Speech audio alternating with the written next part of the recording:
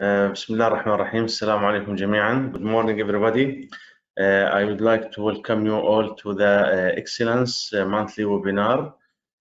Today we will have a new topic, which is the Water, Energy, Food Nexus Quantitative Analysis for Bridging Science and Policy Making. This is a very important subject, as our speaker, he will take us through a journey about how these systems are interconnected with each other and how they affecting each other based on a scientific approach and a quantitative tool that has been innovated by our distinguished speaker to see how these sectors and systems affect each other in a quantitative matter. Our speaker today, please allow me to welcome him on behalf of you and DEWA, Professor Ali Karnib from Lebanon. He is holding a PhD in civil engineering, and he worked extensively in wide range areas of sustainable development, such as studies on sustainable water resources management, water, energy, food nexus, and assessment of impacts of climate change on water resources. His experience is a combination of strong academic credentials as well as wide experience from project management. He's an international consultant for the United Nations and at policy level and field as well. He's part and member of the editorial board of the International Water Utility Journal and member of International Scientific Committee of the Water World Congress of EWRA. Also, Professor Ali, he's a friend and a colleague as well. We work together in a very important project and a successful one with the United Nations regarding the Millennium Development Goal MDG Plus reporting mechanism for the Arab region. It was sponsored by the SIDA, Swedish International Development Agency, and the Arab Ministerial Council with the Arab League. It was a success story, and we are proud to be part of it. Please welcome Professor Ali. Professor Ali, the floor is yours. Thank you, Dr. Jarrah. Welcome to this webinar. The title is Water, Energy, Food Nexus Quantitative Analysis for Bridging Science and Policy Making. So as you can see from the title, we have science, we have policy making to see how to make this combination through a water, energy, food nexus analysis. First of all, let us talk a little bit about the Nexus approach. So we have put the three sectors together in front of each other, and we see the arrows that water is needed to produce energy, and also energy is needed to supply water. So this is the interactions between water and energy. Similarly, we have also the interconnections between water and food. So as you can see, these interconnections exist. And from there, we have to go to define the Nexus approach and to differentiate between the Nexus approach and IWRM. I will leave this to a next stage, but keep in mind this figure, keep in mind these interactions. Imagine that you are a policymaker and you decide, for example, to produce additional food due to, let's say, population growth in your country or in your city. So you need to produce additional food. So we need actually to produce this additional food, a certain quantity of water, of course. We cannot produce food without water. And at the same time, we need a certain amount or quantity of energy. So these circles shown here for the water, energy, and food, it represents a quantities representation of the water, of the quantity needed for producing food. So we know that now these values, it's easy to estimate based on the type of crops that we need, or also based on the efficiency of agricultural production in our system. So we can estimate the water quantity needed to produce this additional food, and also we can estimate the energy needed to produce the food. So those are the direct effects or the direct impacts, or let's say those are the direct quantities of water and energy needed to produce the food. So actually, the WRM stop here. This is the limit of WRM. Now we will go further into the Nexus level. The Nexus level, it will show you how these impacts are not only directly affected, they are also indirectly affected each other. Look to the diagram now. The water needed to produce the food also needs energy. The additional quantity of water needed to produce the additional food, it needs energy, it needs water. At the same time, the energy, the additional energy needs energy and it needs water to be produced. We entered now at the first level of the indirect effect. So in the indirect effect, we know that the additional water needs energy and the additional energy needs water. If you look into the system, you will find that you are entering into infinite levels of indirect effects. All these are the indirect effects of the decision taken by the policymaker to produce food. At the first level, when we look to the direct effects, the policymaker can't see the indirect effects because he don't have the tools to find out what are the indirect effects of his decision. But now, as you can see, when I have to give a value to the decision maker about the water needed, I have to make the summation of all these quantities. All these quantities are the total water needed to produce the food. So as you can see, the nexus is very important because it captures the indirect effect into the system. When I want to make a nexus analysis using IWRM concept tools, I'm producing wrong values because they don't take into account all these indirect effects. Now, what are the scenarios in a nexus system? Let's make a brainstorming a little bit about the scenarios to find out how these scenarios could be, let's say, proposed and identified.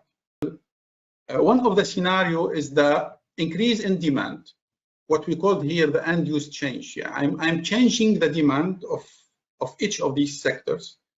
For example, due to population growth, I'm changing the energy or the electricity consumption or demand.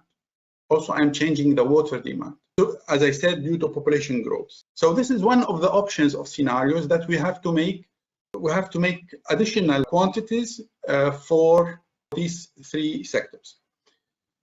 Another scenario, for example, we might change the technology in the production system of these sectors. What I mean by technology options. For example, let's take the option of energy production.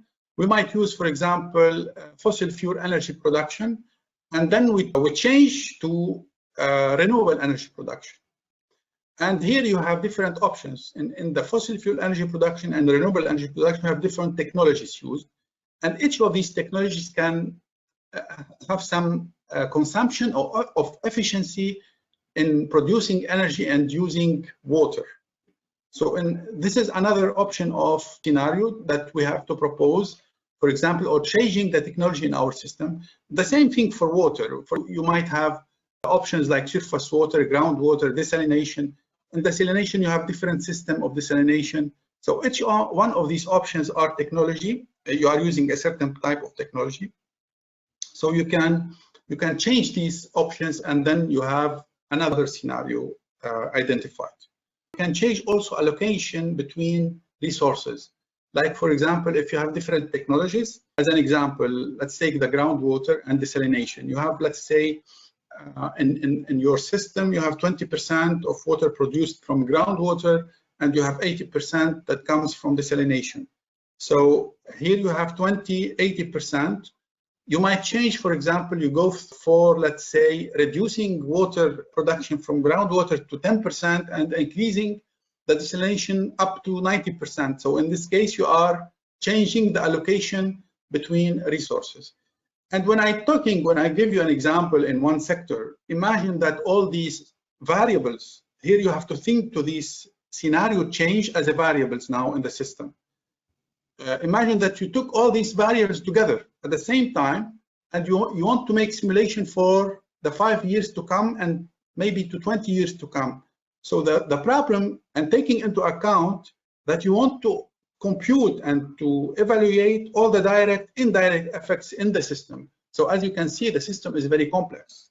It's not a simple system to be solved. We cannot solve it manually, of course. We need models. Also, we have to look into the imports and exports. This is also part of the Nexus, and you will appreciate that how the Nexus also can give you the tool to compute the virtual water and energy in exports and imports, what we call scientifically the embedded water and energy in the exports and imports. So this is also another features of the system, of the Nexus system, which is not included in the IWRM system. So all this complexity, now I showed you a set of complexity, just to say that we cannot make it without using models. We cannot make it. That's why we have to go through modeling. This is an obligatory pathway to solve this problem accurately and scientifically sound. Now, in this presentation, actually, I decided not to enter a lot in the theoretical issues because it takes time. We want to explain the Nexus as a concept, and then maybe we would have the chance to give you another presentation or a training on the modeling and how to develop models and how to use these models in the Nexus. Maybe this could be subject of other presentation or training. It could be as a training, let's say, because it takes some time to understand all these concepts together. Since we developed the model, we integrated into the model the variables that we talked about in the scenario identification. Because when you use a model, you have to change different variables and to say this is a scenario. And in the scenario identification, we said that we might have a technology change as a scenario. We can have demand change as a scenario. We can have environmental change, demographic change. All these changes could be done and could be captured in the model as a scenarios. The importance of the modeling, whatever you make a change, either as technology, you change the technology, or either you change the demand, any change you make, or you change the allocation between resources, all these change, you can do it in one scenario. This is the powerful of the model, that you can make a scenario by changing all these variables at the same time. And of course, as I told you, manually or by expertise, it's an impossible task, but using the models, it would be very easy to make all these scenarios and to change all these variables and get the results. So here, actually, I give you some, let's say, some options for different scenarios and how this could be actually translated into variable change and then entered into the system. So just rapidly, when we talked about energy production, we have different energy production for extraction, for processing, for power generation. How we can capture the energy type in the Nexus system? By a variable that we introduced in the equation. It's the intensity variable. So the intensity variable is part of the equation. Now, I will not talk a lot about it. I will keep it for another, let's say, training session. But you can appreciate the rapid definition. The intensity is the inverse of the efficiency of any technology. For example, if you look to the renewable energy, you see how the water quantity dropped until 0 for wind. We don't need any quantity of water to produce energy using the wind technology. But also, you can see that the intensity could change between the technologies, the intensity of water. At the same time, for water, when I want to estimate the energy used in the water production, also I have different options, and I can estimate these options, and I can estimate the energy used in the production of water.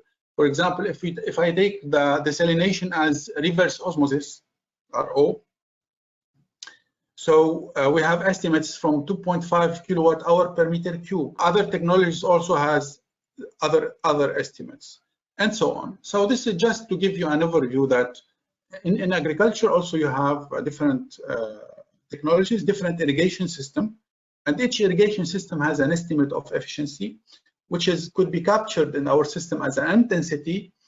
and we can include it in the simulation. So finally, let's conclude here that any authority, public authority, or any decision maker at the level of, let's say, any public institution, and mainly like DEWA, it's an electrical and water authority. It's very important to look into the nexus, in my opinion. And also the DEWA, the authority is also involved in environment. But let me give you, just to conclude, that this authority or any other authority involved in water, energy, and food, they have different policies in the supply side. They have also different options in the demand side, policies in the demand side, by increasing the efficiency of use of these resources. So you have two sides in front of you, and you have to make decisions now as a policy maker. So again, I would say that it's very useful now when you have two sides of the equation are changing. It's very obvious that you need a modeling or a model to help you to produce the results. Another idea or concept in the Nexus system, and it's very important to highlight before ending. When you are talking about the Nexus, you have three sectors now. For now, I mean, when we're talking about water, energy, and food, we are talking about three sectors. Each of these sectors has his own people. Each of these sectors has his own knowledge, and also way of thinking, way of working. So how to bring all these together? How to bring these three sectors together to work together and to make simulation together? Because when you want to make a nexus analysis, you have to bring all these sectors into the same table to discuss together the issues.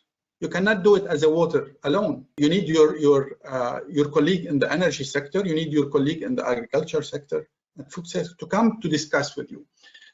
And now we know that the COVID pandemic causes all this working from home. That's why we tried to solve this matter. We developed a web platform. So the model now is injected into the web, and this web platform has the ability to join all the sectors together in one project. And you will see how this could be done when I want to introduce the tool, the web tool. You can bring it into one environment. They can work together from home, from their offices.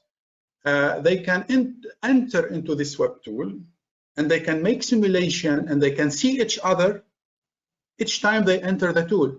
And it's not necessary that they want to enter the tool at the same time. Each one of these people can enter the tool at any time he wants. But once he enters the tool, he can see what his colleague doing and what his colleague done in the tool, in the project. So he can make, for example, he can leave a message to him. He can, for example, view the results that his colleague produced in the Nexus simulation. I will show you that in the Nexus tool in the next part. So, end of the first part. Let's go to the next part. Dr. Jarrah, I have 1 hour, right? So I have 15 minutes remaining for the web tool, and then we leave 10 minutes for questions. Is it good like that? Great. Okay. So let's go to the tool.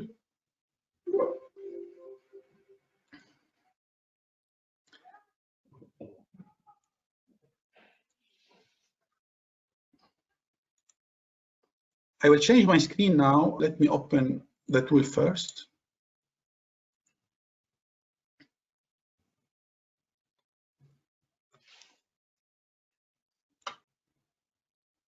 As Dr. Ali is putting the system on the screen, please, if you have any question, post it in the Q&A part. So we take a question only in written format. Thank you. Can you see the screen of the QNexus? Yeah, it is on the screen. Oh, it's okay. Okay. So actually, when you enter the qnexus.net, you will open this view. Here you have an introduction video. You can see all the features of the network, the system in this introduction video. But what you see you will see here a screen for login by email and password. So the idea that when you are assigned to a project, to a Nexus project with your colleague, I will give you a password, and this password will be given to you and your colleague. Each one has his own password. Both of you, if you are from, for example, if you are both of you from two different departments, one from the energy, another from water, when you enter this the tool with your password, you will enter to the same project, so you can see each other later on. You can see each other how you are making simulation and so on. So I'm in. Now in this tool you have a menu here. One of the important menu that you have is the notification. The bill here that's shown. It's shown 24, for example, here, because this is what does this mean? It means that whenever you are in a project and you enter into your domain with your colleague, directly, if anybody from your colleagues enter in this domain and make any simulation or change, it will tell you what he did. So if I click the icon here, I can show who did what. So I have all these information to go and to know what my colleagues are doing in the project. So actually you are doing the coordination. This tool is helping you to make coordination remotely. It's not necessarily that you will be always at the same table discussing. So you can use this tool to make this coordination remotely. One of the features here, you can make a description. Here you can, for example, enter any description that you want. You put any comments. Once you finalize, you say, for example, hello, Dr. Jarrah. So if Dr. Jarrah is my colleague and he can enter into my project, and I say save, when he enters the project, he will see the comment that I put it to him. Hello, Dr. Jarrah. He will also, what we can do in this system, we can firstly define sectors. So here you have 3 sectors already defined. I defined these sectors, but when you open this tool, it will be blank. So you can define the sectors that you want. You can create sectors. When you click add a new sector, you can name the sector, put the unit, because this is a quantitative analysis. So each sector has to be defined by its own unit. And you can choose an icon from here. You can add any sector at any time. Also, you can at any time delete the sector or make an edit here. Okay, so this is the first step, is to introduce your sectors. Once you introduce your sectors will be shown here. And the next step is to go into entering the data. Entering the data, you have to open each sector. In each sector, you have three variables that you want to introduce, to enter. The technology, what type of technology you are using. Each type of technology has to be an intensity, and as I mentioned, intensity, it's a variable needed in our system. It's relevant, or it's similar to the efficiency. It's the inverse of the efficiency. And also we need the allocation variable. So we have actually, as you can see, 3 types of variables. First, you have to define the process, the technology. Second, the intensity for each technology, and the allocation. So you have to do this for the 3 sectors. Once you finalize your data entry, you will have now a business as usual scenario built in the system, and you can go to the results menu to see your reference. This is my reference scenario.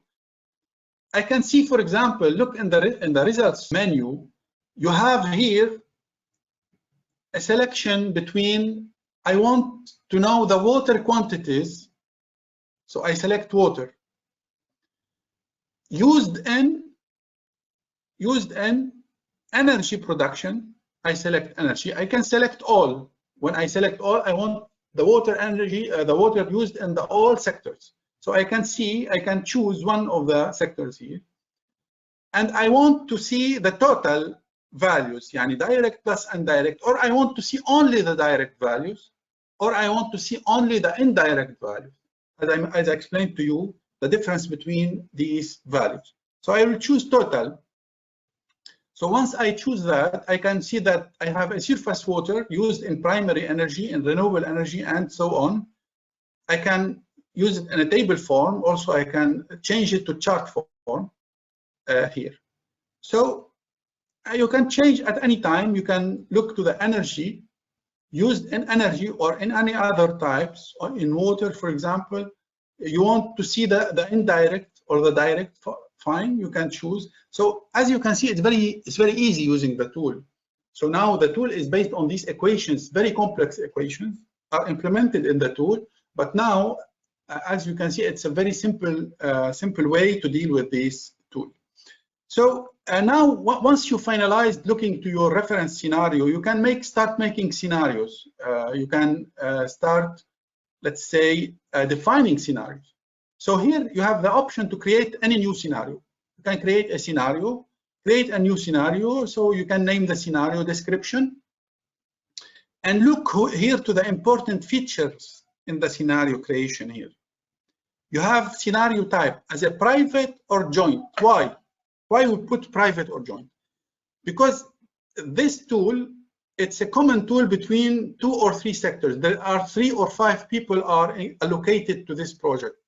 So if as a water specialist, I want to make a simulation for me, I don't want my colleague to see what I am doing, because this is a personal or something like I want to test.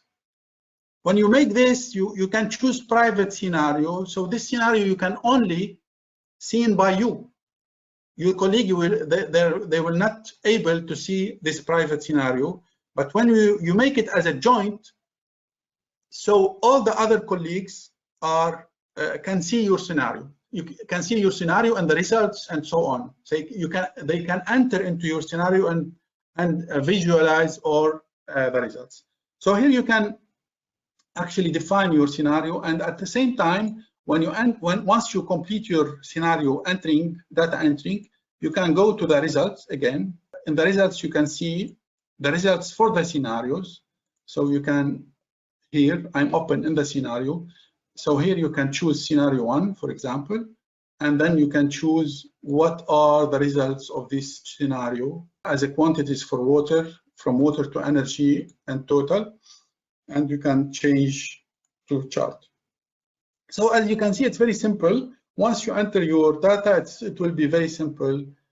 Also, you can compare in the results. You can open this compare grid. This compare grid, it allows you to open two windows, one for the scenario 1, another, for example, for reference scenario. So you can see it in front of each other to compare between reference scenario and scenario 1.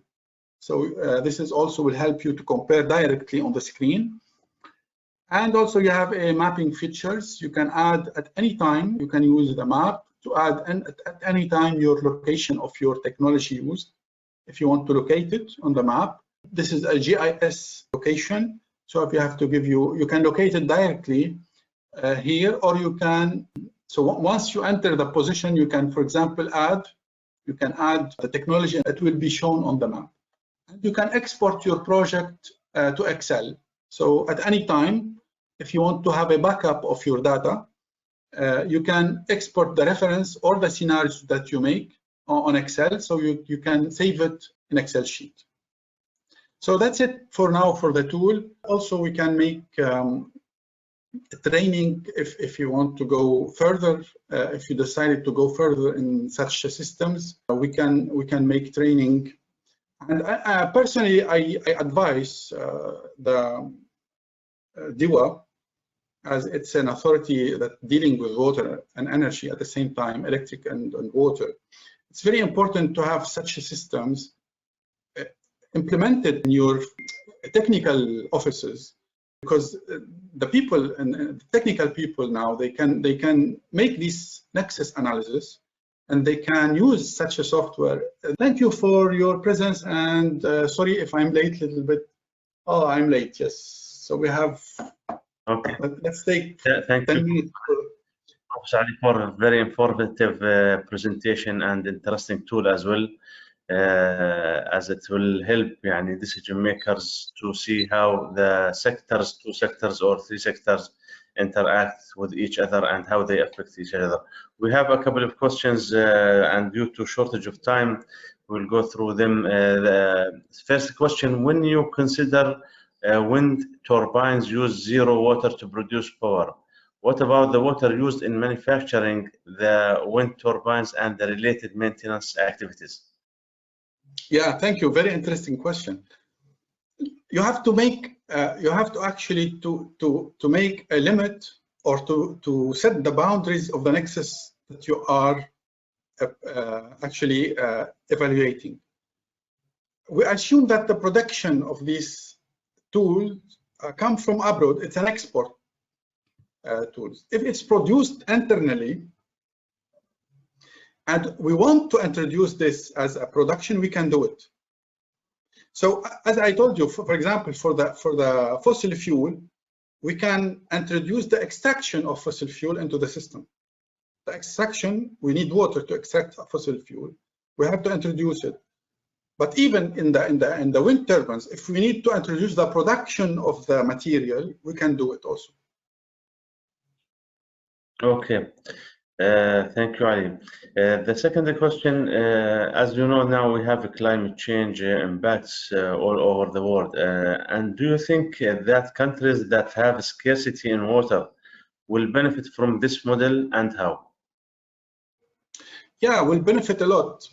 This tool, it helps you to make an accounting system for your water, energy, and food use in the whole socioeconomic system. So now you have an accounting. You know all the entities in your system, able to calculate the greenhouse gas emissions. This is on the mitigation side. On the adaptation side, it's very useful because you know where you are using a lot of quantities, where you want to interfere to reduce your quantities and to increase your efficiency. Okay, thank you. In DEWA, efficiency is very important for us, especially in power generation and water as well. And we are looking for this in a very important issue. How we can in DEWA benefit from this tool to get the most atomization of our resources to generate water and power, especially most of our water is desalination. Yeah, it will be beneficial because look to the when you have different options, when you have your production system in production of energy. So if you remember the slide that I showed you, that you have different policies in the supply side, which is the production of resources, and also you have policy options in the demand side, which is the efficiency of use of these resources. So you have the both sides in front of you, and you have to automate, you have to optimize your production system and resource use. You have to optimize both. So the tool, you can look into different options and you can find which one is the optimum in terms of quantities needed in the supply side and the demand side. So the tool will be helpful to show you, to guide you, and to give you what are the best options in your system. Not only for the present time, but also if you want to make this simulation up to 20 years in the future, because your decision in the technology, when you decide to change from one technology to another, this decision will stick to you for 20 years. It's a very huge investment. So once you did it, you have to deal with it for a long time. So it's better to make the necessary analysis before choosing any option. Okay, thank you. Due to time limitation, I will take just last two questions, Ali. When you say intensities are the inverse of efficiency, can you explain that again, please?